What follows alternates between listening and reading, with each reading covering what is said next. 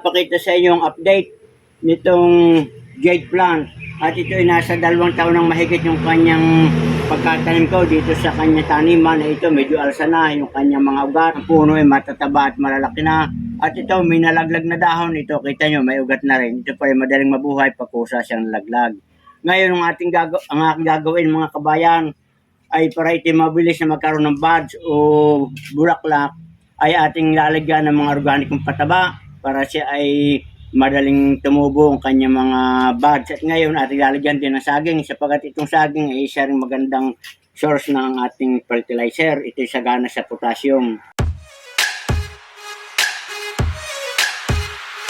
Kaya lalagyan naman natin ang mga organikong pataba, yung mga carbonized rice hull, coco peat, at saka yung ating vermicast. Yan lamang ang pag-aalaga natin sa mga halaman para siya ay madaling lumusog at gumanda yung kanyang mga dahon. Hindi natin kailangan pabayaan ng kalitaw yung kanyang ugat. So yun, good luck and good health. At sana nagustuhan ninyo ito at atin lang antayin. Pag bulaklak nito, i-update ko kayo. Magandang araw, kabayan.